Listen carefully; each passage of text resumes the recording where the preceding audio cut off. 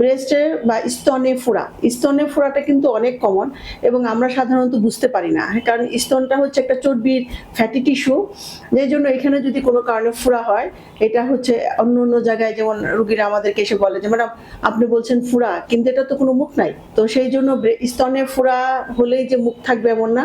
এইটার প্রধান লক্ষণ হচ্ছে আপনার ব্রেস্টে স্তনে ব্যথা থাকবে এবং একটা লাল শক্ত হয়ে চাকা হবে। আসসালামু আলাইকুম, আমি ডাক্তার শাহানা, অ্যাসোসিয়েট প্রফেসর। আমি শাহাবুদ্দিন মেডিকেল কলেজ এবং সার্জিক্যাল কনসালটেন্ট হিসেবে আছি বিআরবি হসপিটালে। আমি আজকে আপনাদের সাথে একটা টপিকস নিয়ে কথা বলবো, যেটা আমাদের দেশে অনেক কমন। বিশেষ করে যেসব মা বোনেরা হচ্ছে বাচ্চাদের ব্রেস্ট ফিডিং করান, তাদের একদম কমন একটা অসুখ, সেটা হচ্ছে ব্রেস্টে ফোড়া।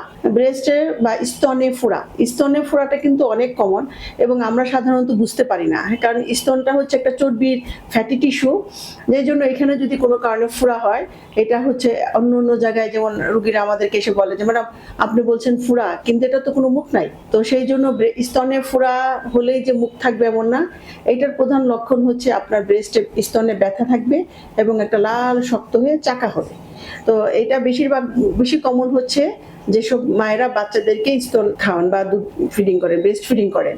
তো ব্রেস্ট ফিডিং করলে যেটা হয় যে লম্বা সময় যদি কোনো কারণে আপনার বাচ্চাকে ব্রেস্ট ফিডিং করার নাই, অথবা দেখা যায় বাচ্চা এক স্তন খাওয়াচ্ছে আরেক জায়গায় খাওয়াচ্ছে না, তখন এই দুধটা জমে জমে স্তনে ফোড়া হয়।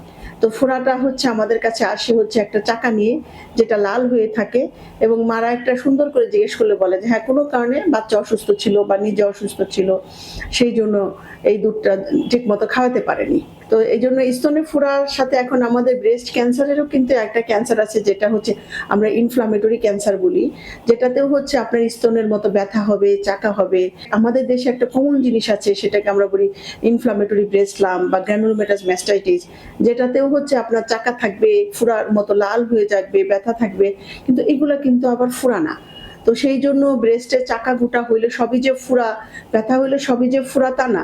তবে এর মধ্যে যাদের বাচ্চা ব্রেস্ট ফিডিং করে তাদের হচ্ছে কমন হচ্ছে ফোড়া।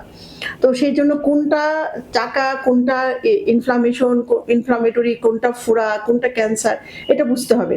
এখন সবাই যদি আবার ব্রেস্টে চাকা ফোড়া হইলেই, ব্যথা হইলেই আপনারা ফোড়া মনে করে বসে থাকেন, তাহলে বিপদ।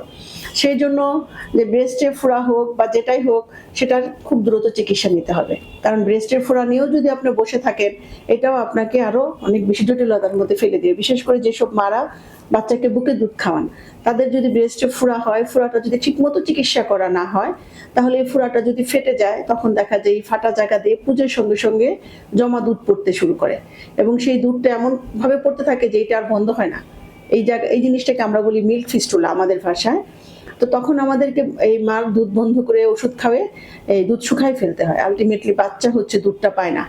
তো সেই জন্য আপনাদের যদি ব্রেস্টে কারো ব্যথা থাকে, চাকা থাকে, বা মনে হয় যে এক জায়গায় লাল হয়ে গিয়েছে, তো আপনারা বসে থাকবেন না।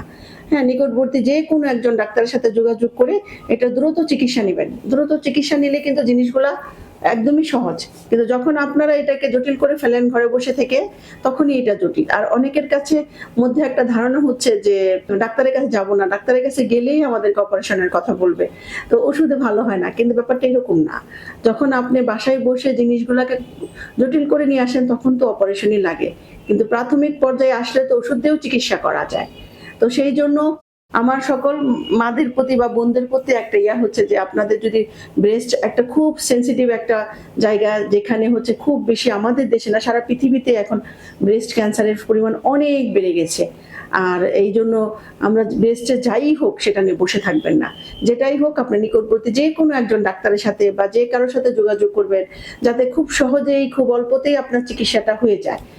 আপনি যদি এটা নিয়ে জটিল করেন, তাহলে জিনিসটাও জটিল হয়ে যাবে। তো এই ব্যাপারে আসলে ব্রেস্টের ফোড়া চিকিৎসা যে খুব কঠিন কিছু তা না, এটা আশেপাশে ডাক্তাররাও দিতে পারে। বা আপনাদের যদি কোনো জায়গায় কোনো কনফিউশন থাকে, মনে হয় না আমি এটা বুঝতে পারছি না ফোড়া নাকি টিউমার নাকি, সঙ্গে সঙ্গে আপনি আমাদের যে কোনো একজন চিকিৎসকের সাথে যোগাযোগ করবেন। আর আমার সাথে যদি যোগাযোগ করতে চান, তো আমার লিংক আপনাদের ডেসক্রিপশনে দেওয়া থাকবে। যোগাযোগ করলে আপনাদের যেটা প্রয়োজন, আশা করি আপনার সর্বোচ্চ সাহায্য পাবেন। ধন্যবাদ।